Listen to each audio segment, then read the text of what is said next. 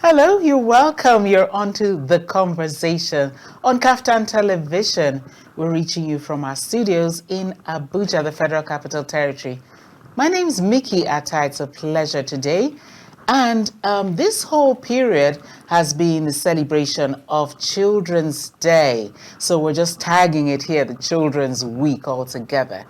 So this time around, we're going to be having a guest who's in the youth bracket. So he's going to tell us his impression about what it was like being a child and what the fate is for the Nigerian child today.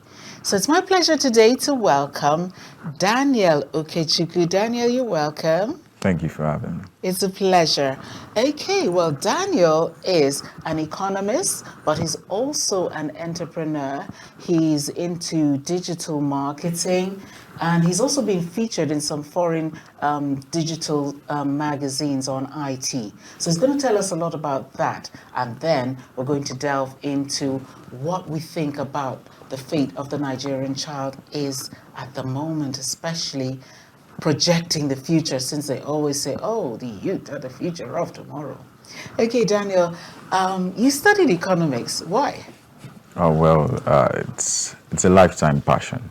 You know, when I was a child, I always wanted to solve the issue of scarcity, demand, supply, and knowing that the human demand is unlimited, and the resources to meet those demand is scarce. So, and I look at Nigeria. By the grace of God, I have studied the system in Nigeria, and I have studied about our natural resources, knowing that it could satisfy for more than 10 years to even 15 years without, like I said before, without the intervention of foreign or external trade.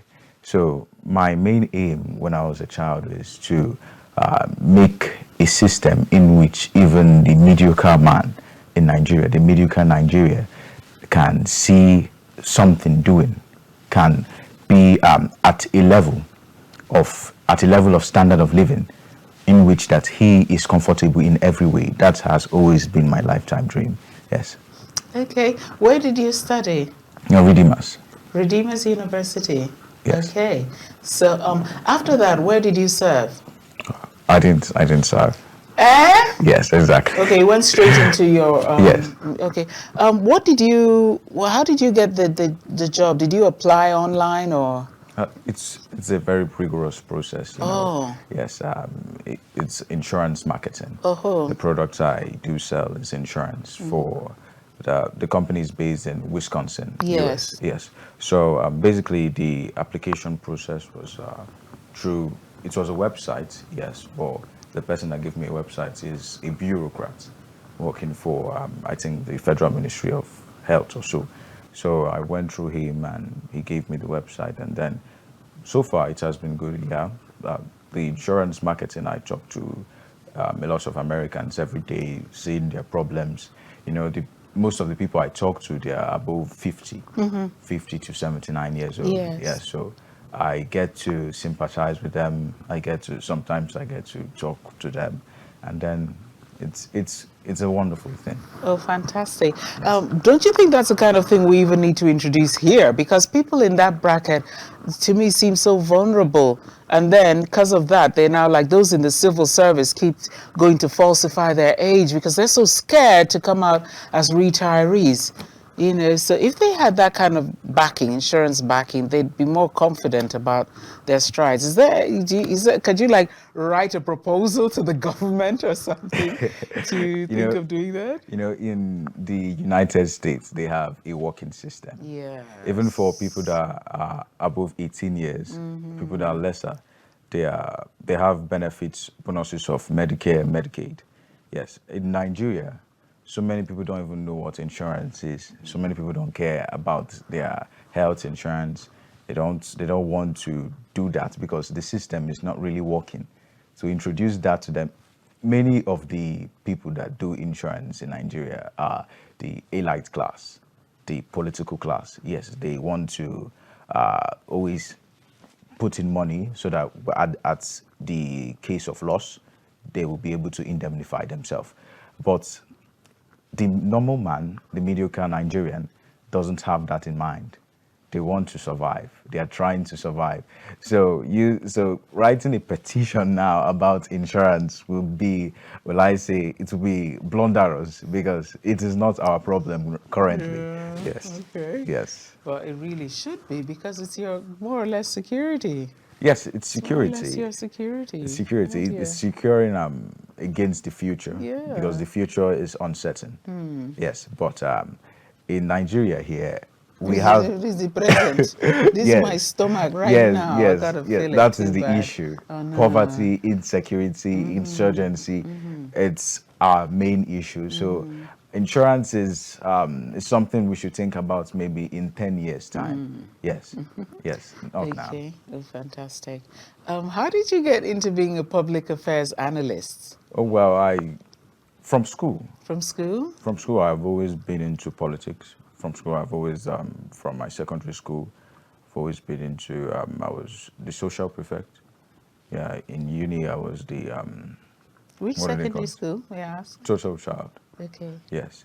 So, Was it boarding? it was not boarding. Okay. I hated boarding. Yeah. Yes.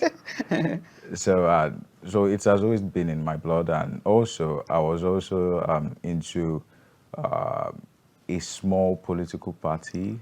Yes, a small political party. It was Right. just a gathering where Yes. one of my friend, Emmanuel, is currently also into real estate. We Yes. do sell in Wusi, Mitama.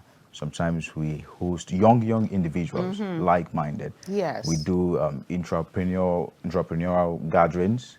We help ourselves any way we can. Those are the things that we do.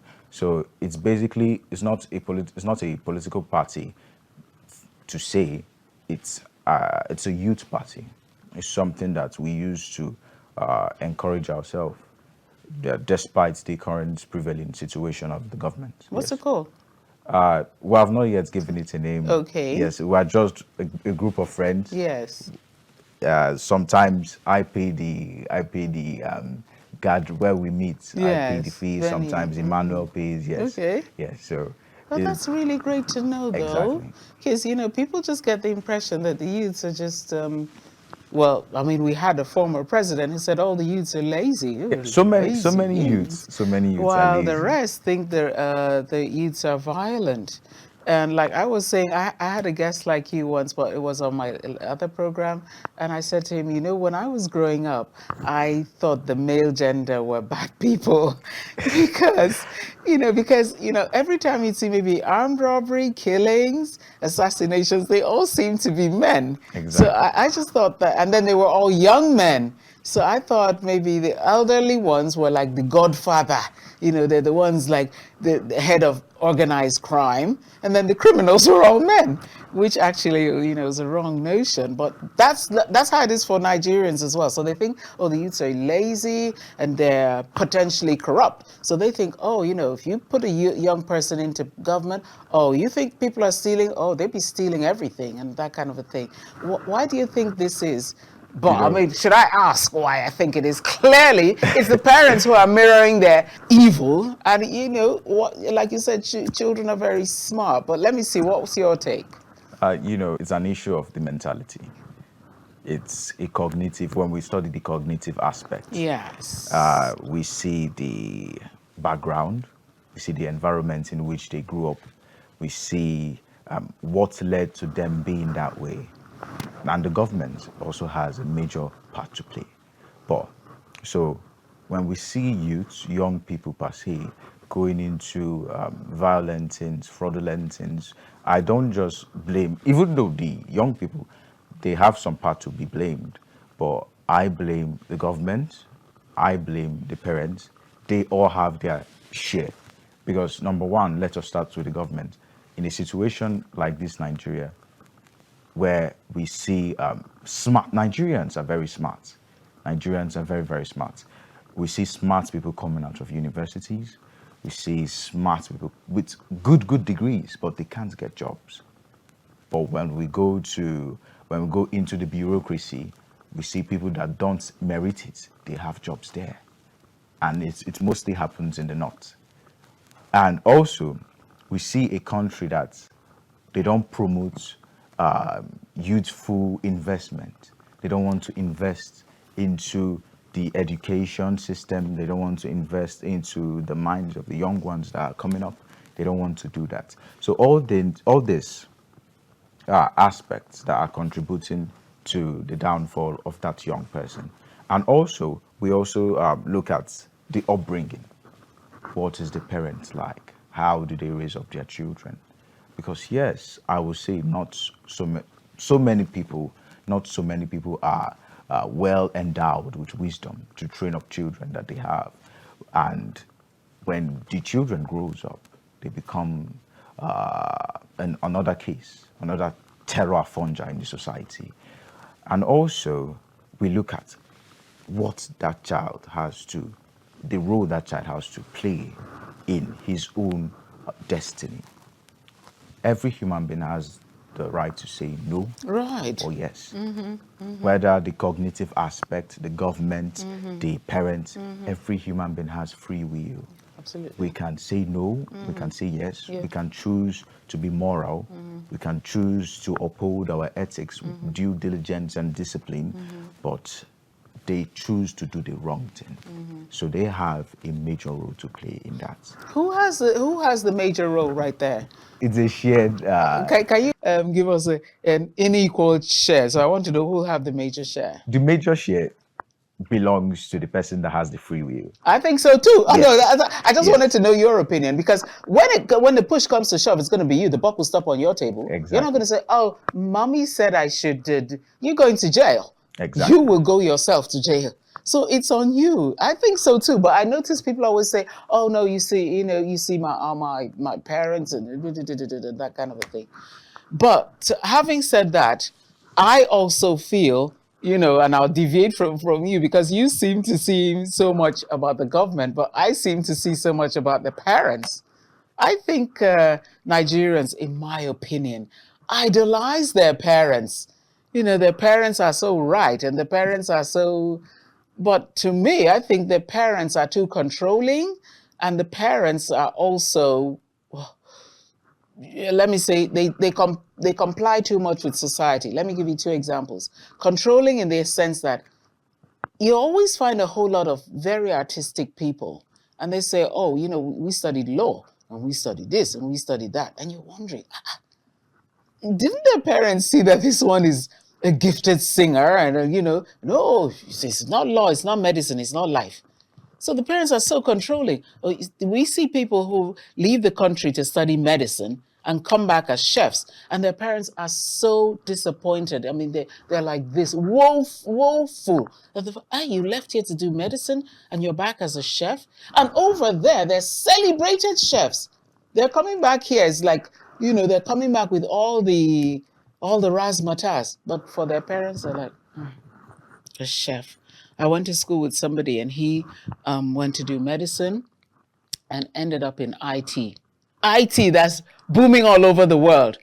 His mother and father, his mother is a radiographist, his father's a doctor, and they are so unhappy that their first son, whom started out in medical school, is not a doctor. So that's on the controlling side. Do you see that?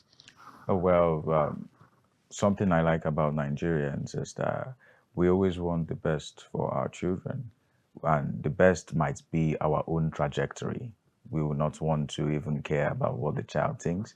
It's a little bit wrong, but it still have its own benefits. It still has its own merits. What are the In merits the of being sense, controlling? What could possibly be? Please put me right. Let me know. in the sense that Yes. yes, the child. Let's take for example now the scenario of the artist, the musician. Yes. Yeah, Fast, the bad guy. yes, Yes. yes. As a musician, you can do your music, but you need to have a degree, whether in engineering, it's just for plan B, Can't you have a degree in music? just in case. Can't you have the degree in music like Fela Kuti has? Can't you have the degree in music? Why does it have to be the course the controlling parent wants, and so-called professional course?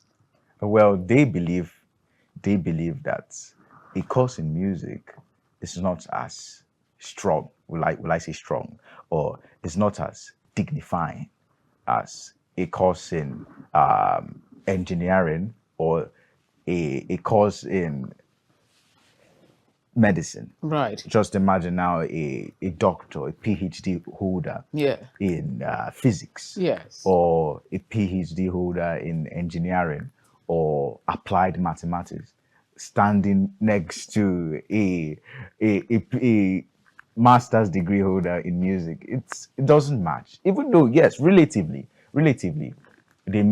musicians make a lot of money.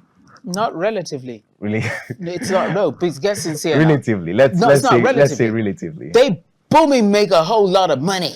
Yes, they make a lot of money. And Yes, anything entertainment, yeah, the artistic, you make a whole lot of money. they make a lot of money. Yes, but not so many parents want to put their child on that line because they feel that it doesn't apply with their religious belief. It doesn't apply with their culture. That's what they believe. That's what they believe, especially in music. We see what is going on in music these days: the corruption, the indecency. So it's not just about the money. It's not just about the trajectory. So many of them want to see their child grows up, is working in an 8-hour job, for In the example, bank or something. Yeah. has a good family, Yes. take care of their family, take care of their child, and they want their life to just flow like that. That's what they believe is good. Yeah, but Yes. isn't it? But guess what? In reality, the belief isn't even correct because I know some people who came into work in the media. They said before they came over, they had applied to places like the bank to work at, and when you go for the interview, the interviewer would do and delay some of them, and then they say, "Oh, you've got to meet me at such and such a place so we can continue this interview." Can you believe it? So if you're talking about the corruption, people in music it's because they are in the limelight. So those who are out of the limelight, theirs is probably worse. You can imagine now asking young ladies to come and see you over at such and such a hotel to continue an interview for a job. And if she's silly enough to go, you can imagine you'd now get the job, and every time you'd still be linked to the man, at his demand. So it's the same difference. So for people to say, oh, people say, oh, the people in music, oh, they're so rough, it's because they're in the spotlight. The people are rough. The roughness is, to me, is from the society. It's not Yes. Yes. but the parents are so controlling. Okay, let me talk on let's leave controlling part. Let me also talk about the immorality, because we've had parents going to pay in centers and say, oh, just let all these children cheat. Yeah. It's very common. It's rampant. Why would you call then that child a cheat? What are you? I would even say It is 80%. compulsory. It's not even compulsory. It's compulsory. Yes, it's So why compulsory. would you call the child a cheat? What are you? The parents, will I say, because they have that part. I blame the government. The government Yes, again? I don't blame the parents. They Right. feel like a government where you go to vote, you do everything, you do your mind to see that your leader, the leader in your heart, comes out, and they give you another thing. Right. So they feel like, corruption is like a cancer. That's what I've been always saying. Corruption kills faster than a nuclear bomb. It corrupts faster than an atomic bomb, because when corruption starts, it starts from the head, it goes to the soil. So when the president is doing it, the federal government, the state government, the local government, even the people at primary school will be doing it, and they will not see it as wrong. They will see it as a way of life. They will see it as a culture. You'll see it as a modus vivendi or modus operandi. That's how it will be to them. So now, the parents' mind, most parents' mind are like, well, I have paid for it. It is my child's right to pass, whether they cheat, whether they know what they're doing or not, because it has now been normalized. So it is no more. It is a thing of the mind, a federal character. It's a federal character. That's why you see most countries like India, be saying that Nigeria is a fraudulent nation.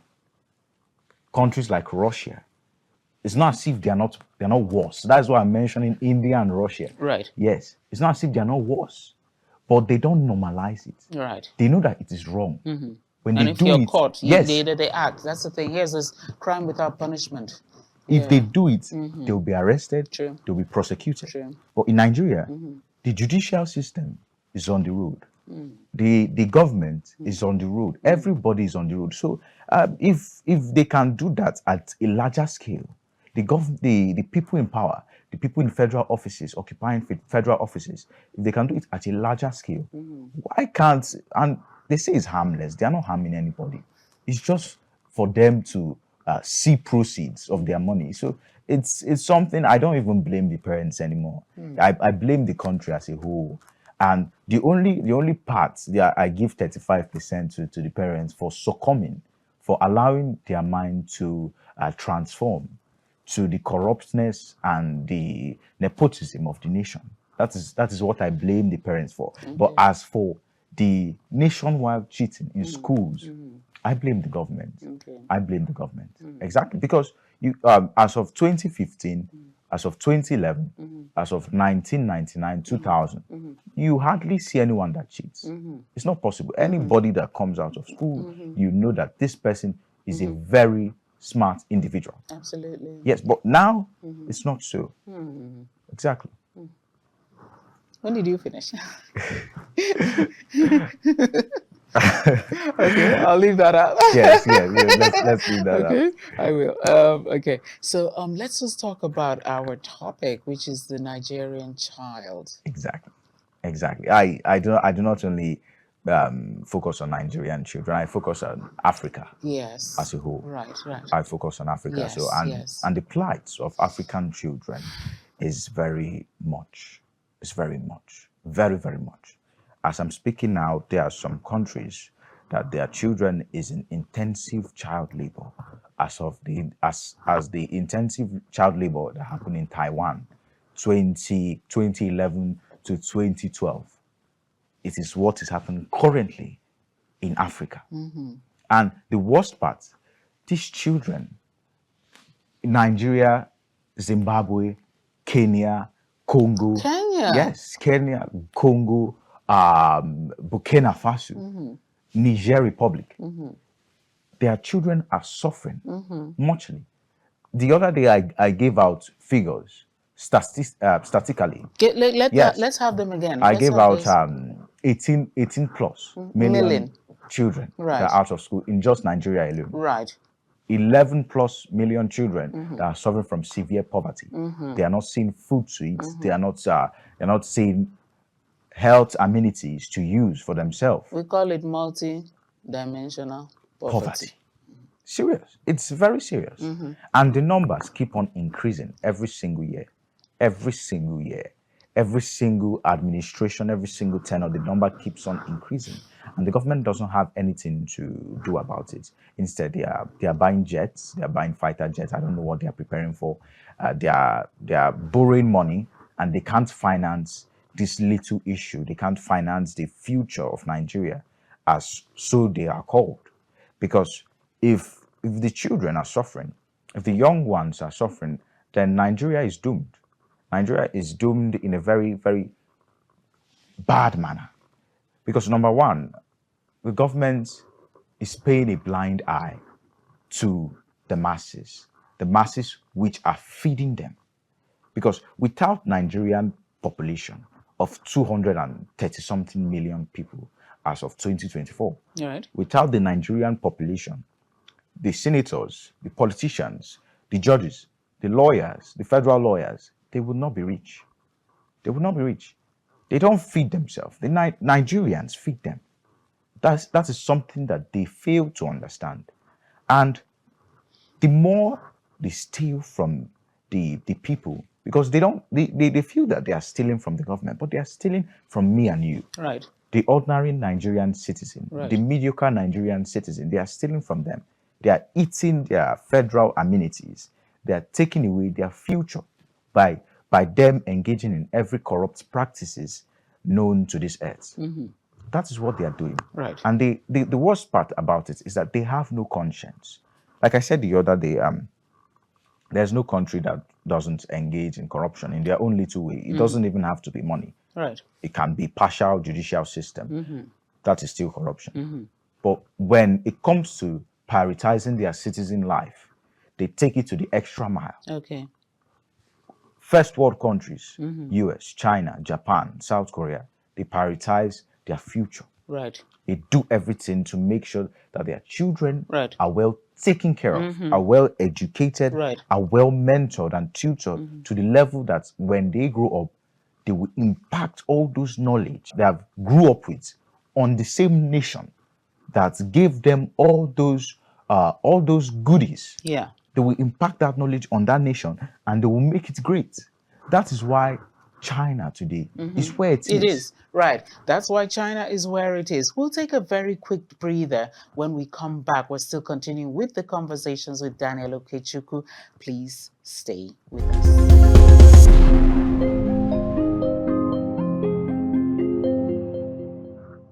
You're welcome back. It's still the conversations. I'm Mikky Attah speaking with Daniel Okechukwu, who is a public affairs analyst, and he's very passionate about the plight of the Nigerian child, about the youths, because like everyone knows, the youth are the future of the nation, of the world. But over here, we seem to be saying it, paying lip service to it, but actionably, as he's pointing out, we don't see any corresponding action. Rather, we're seeing negative actions putting stumbling blocks in the paths of our youths. Let's look at this issue of the things youth are passionate about will be areas like the arts, sports, let me just say entertainment and co. I've noticed that the government has no interest whatsoever. I don't even talk of the parents who are very controlling. They don't want to hear about things like that. And then you go into the government and they wouldn't even pay any attention to it until, let me give you an example. There's this Channel O. At a point, Channel O started featuring Nigerian artists. Ooh, suddenly they were being invited to Aso Rock Villa. Before, they were like, they didn't exist in society. They had no place. It was the public that would end up admiring people in Nollywood and admiring them. And then they started winning all these African awards. Then they started winning all these foreign awards. Oh, suddenly the government would, we're having this official thing and you've got to have, some important people from Nollywood. Before, they were like, all these young ones. Why do we have that mentality? We just take the youth. So everything to do with the youth is just nonsense. You would think they weren't youths. How did you get there in the first place? You'd have to be a youth to be an elderly person. Why is that their mentality? And how do we get that out of our psyche?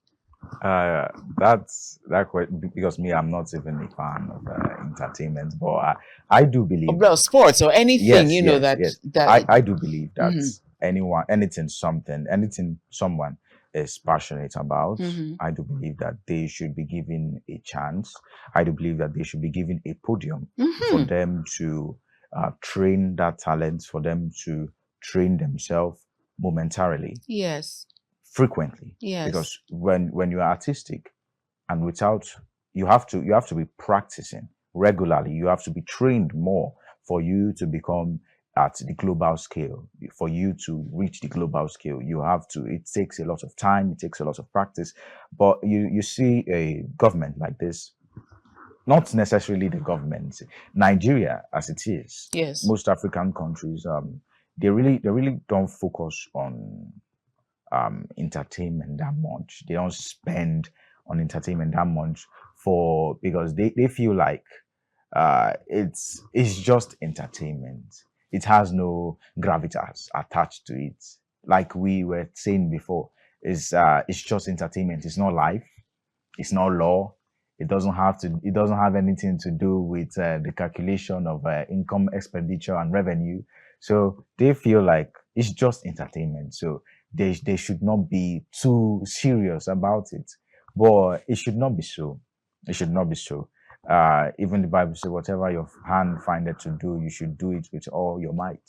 So I feel like to erase it from the mind of Nigerians, from the mediocre man, it will be to give it a new light. We should present it in a new light, because in countries like US now, they have podiums like the Hollywood.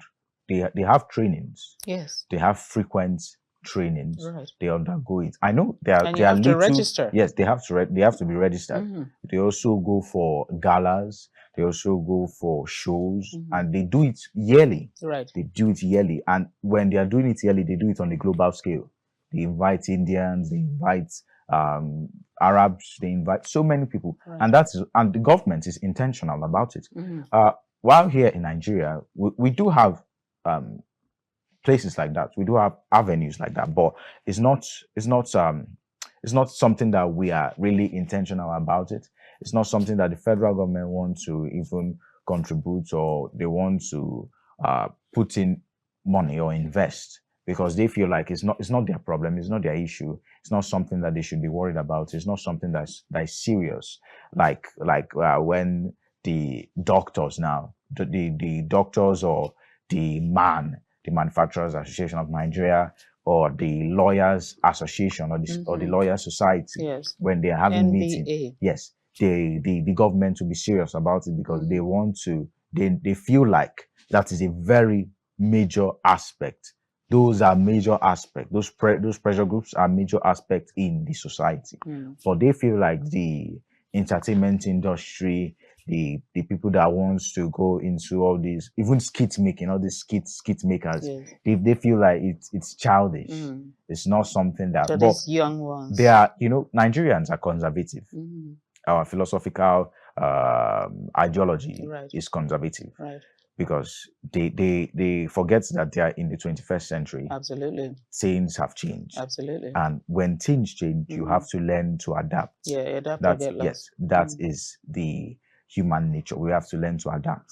And again, you notice we don't even seem to really sit down and study nations. Exactly. Because nations where the artistry, the artistry about you is your essence, your flow. It mightn't just be entertainment, like you say. You claim you don't like entertainment. You're here in this studio. You understand? Somebody's gonna go onto his cable channel, or is gonna live stream, or is gonna watch his telly. He's gonna watch you. He's going to learn something from you. So It's not, when you say entertainment, there's infotainment. You're giving out information, but you're not calling us into a classroom to say, point one, Nigeria is not deliberate. So what you're doing falls under entertainment, but it's also giving out information the way others can absorb it. But we don't seem to pay any mind to it. I don't know how maybe you could give an idea how to get that mentality rejigged. I'll tell you about a country called Sweden.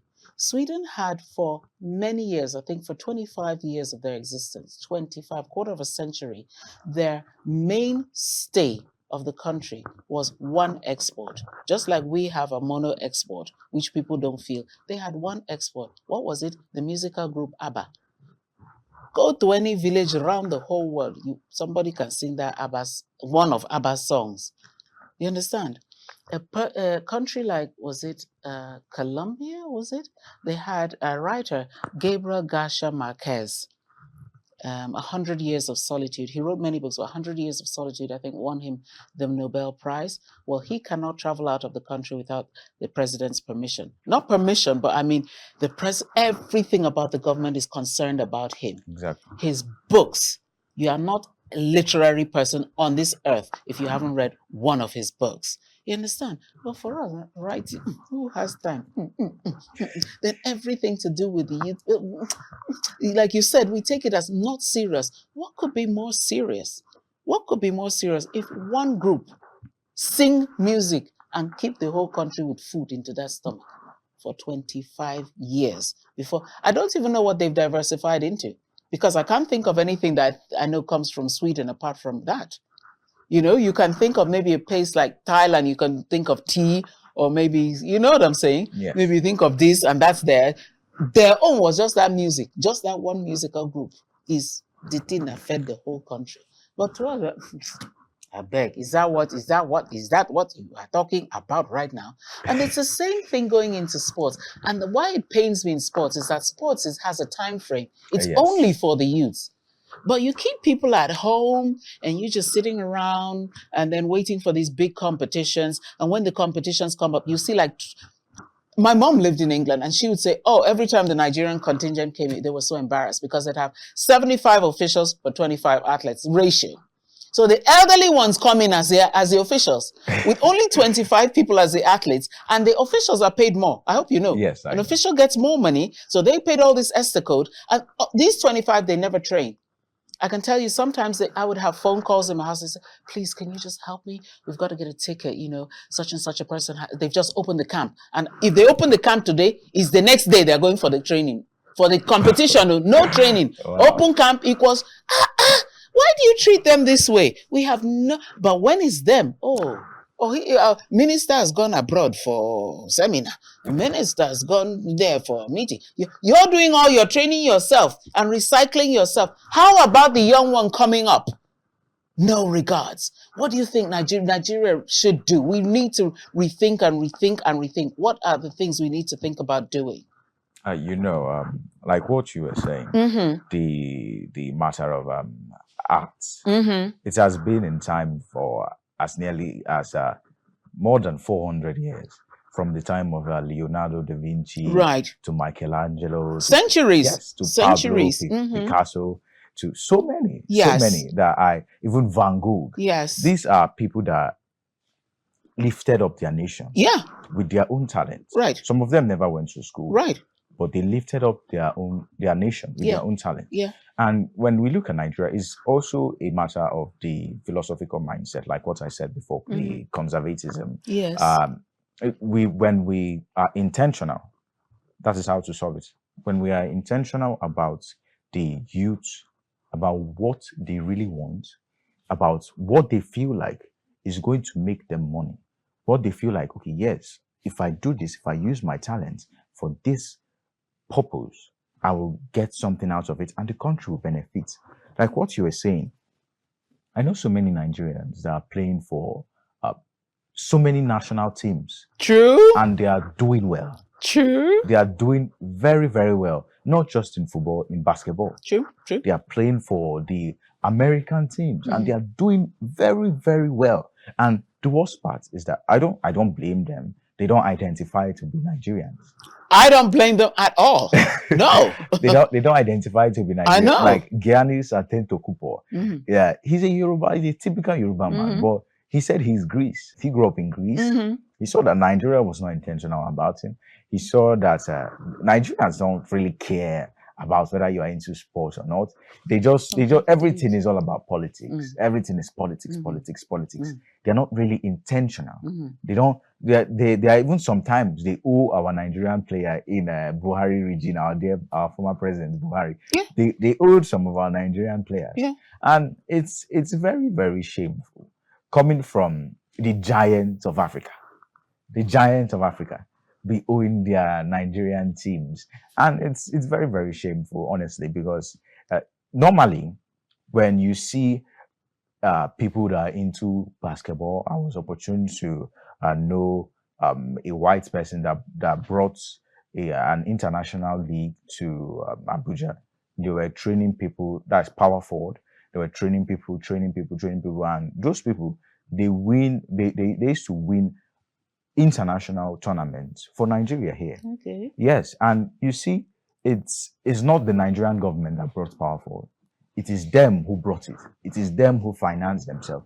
It is them that took care of the places. So, and they know that Nigerians are very hardworking. Nigerians are very talented. Nigerians are very gifted. And they care about Nigerians. That's why they will spend, no matter the amount, no matter the money, no matter the time, they will spend it to train them. And when they go over there, they will identify to be members of those countries. So many people that are playing for the United Kingdom, teams in the United Kingdom, even in the World Cup, so many people that played for the England. Yeah. They are Nigerians. Look at Saka. He's an African. Look at so many. They are Africans, they are Nigerians, and it's so provocative. I know. Yes. I remember one, Michael Essien. I mean, who will tell anybody that you won't know that one is from one Akwa Ibom, one Cross River, that axis, playing for Ghana in Chelsea. And it was like, no, he's from Ghana and then he's from Chelsea. Oh God, it used to be so. Would Nigeria care? If he were here, he wouldn't have even smelled one England, safe. They don't care. They don't care. Most teams that are here, they finance themselves. Absolutely. It's only the national team that I'm aware that they really. Men's Yes, national men's team. national team. Yes, men's national team. They sometimes they put a little bit of money, they reimburse them. Yes, sometimes, but any platform to encourage the gifts of Nigerians, especially the Youth. youths, they are very negligent concerning it. It's only sometimes maybe the Minister of Youth, the Minister of Arts and Culture will just come out to say, let's just do this for the people, let's just do this for the youth, and that campaign will not last even up to 1 year, 2 years. And to it's an stop. ad hoc manner. It's not deliberate. It's not deliberate. Very ad hoc. It's not deliberate to Yes. stop. So it's something that we should, especially parents now, because we should not put our hope in the government. The government is on its own side. We as parents, we should be intentional. We should invest. We should not be like what you were saying. We should not be controlling concerning our children. We should be intentional. If we see that this child likes football, this child likes music, this child knows how to act, we should invest our money, we should invest our resources, we should invest our time into that particular child. And we will see that it will be a favorable investment. We will see that that child will do exploits. And that is how this life is. So it's a matter of changing the mindsets of the Nigerian mediocre man. That is it. It's nothing more than that. All right. Okay. What do you think about the how to get out of poverty? Because I mean, when you say a poor child, what is a poor child? A child is not in the productive sector. Yes. A child is not, you're so vulnerable. So anything a poor child equals poor parents, negligent parents, isn't it? Exactly. So what do we have to say about this kind of parenting? You don't have, and you're the one producing all these children. What's your plan? And why aren't you doing any planning? Well, Because you see, if I was the president and I found a street child, because what do you mean street child? A lot of them know their homes, so I would take them over to the inside. I'd say, trace your house, and I get the parents locked up. The parents would have to do some downtime in jail if I was the president. well, Let me know what you think. well, the president is in no position to do that as at now, because he is the major cause. He's the major factor. He's the major factor causing everything. So when you mention poverty, we're not looking at the children's scale. We're not looking at the range of the children alone. We're looking at the worldwide calculation, the human per capita, and the standard of living. So when we look at poverty, it's a nationwide problem with insurgency and insecurity, with the devaluation of naira, with the inflation in place. The problem is too much, and that one I give 75% to the government, because single people that are not even married, they are still suffering from severe poverty, and the parents I'll blame are the ones that are giving birth to 11, 12, 13, and they are still suffering from poverty. If in Nigeria resources, like I used to say, our resources is able to take us for another 10 years, 15 years without import or export. I can say that, I can confidently say that.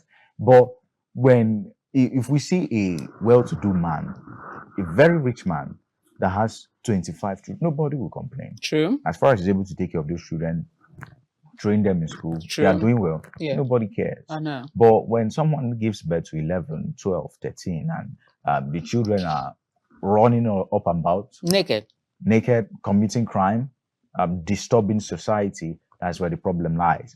And for the case of poverty, for the case of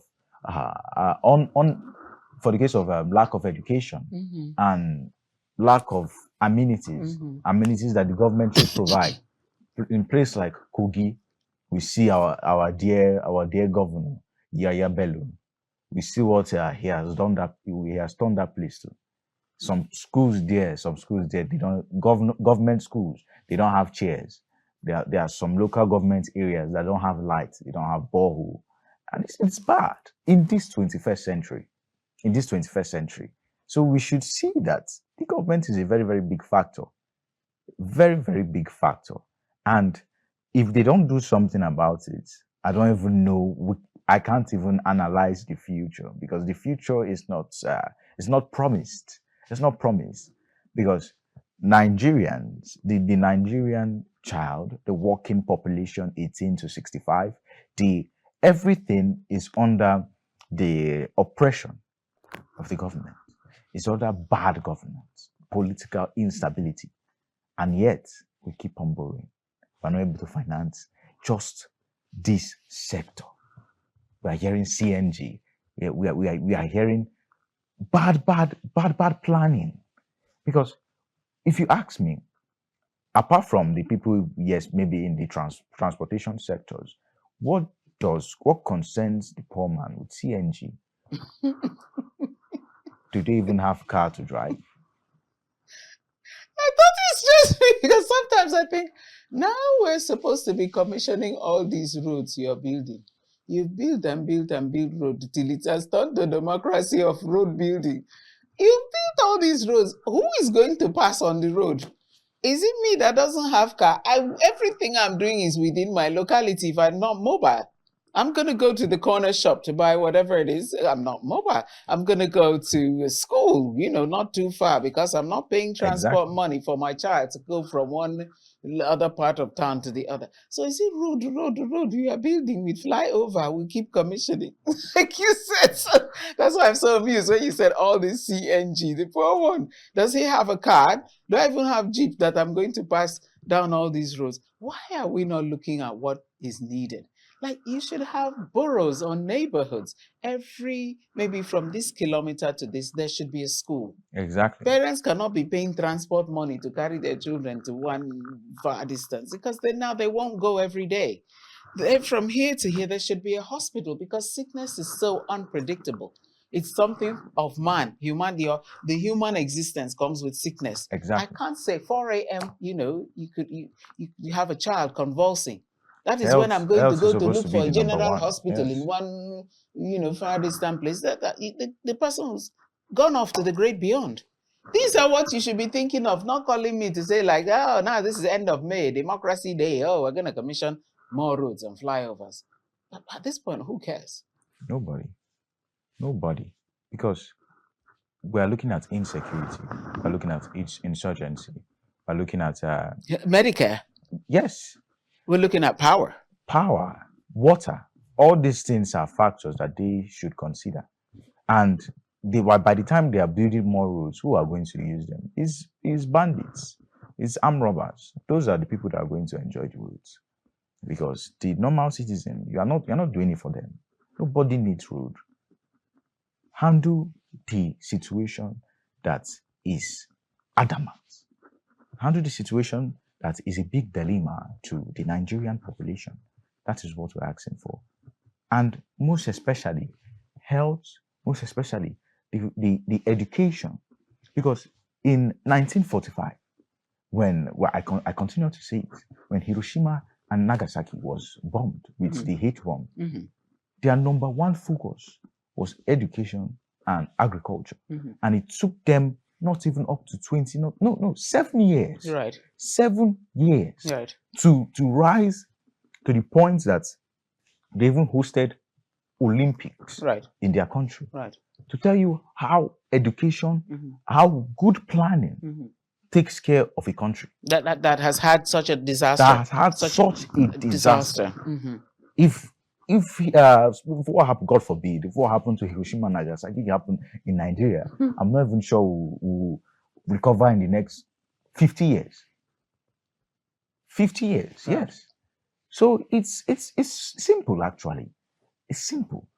Is somebody in just 1 or just 2 can just think about this thing. It's them doing it. Right. We have been saying it. People have been saying it. It's not just me. So many people have been saying it, but they pay a blind ear to it. Why? So can you just address our Nigerians and the leaders, the parents, the children, give them just some pep talk before, because we've totally run out of Yes, time. yes, I think yes. we'll call you again because, I mean, this conversation needs to be ongoing. But just give some final talk All right. before we leave. All right. Thank you so much for Thank inviting me. I really do appreciate. Yes. Another thing I am a very proud Nigerian citizen. I love Nigeria. I love Africa. I love everything that has to do with human development. I love the children. I don't like seeing children suffer. I don't like seeing them not enjoy what they are meant to enjoy from this particular country. So what we as parents should do is to encourage ourselves, is to encourage one another, is to encourage our children that are coming up. We see them, we see the talent that God has given them, and we invest everything into them. And also for the government, it's high time they do something. It's high time that they buckle up. It's high time that they come out of their comfortable seats and do what's right. And that's it. That's majorly it. Because if they don't do something, they will not be able to stand where small countries like Colombia, Ukraine, Sweden, Finland are standing. Right. Will become a shame to those In the people Committee of mouths. Nations. Yes. So Right. it's mainly themselves.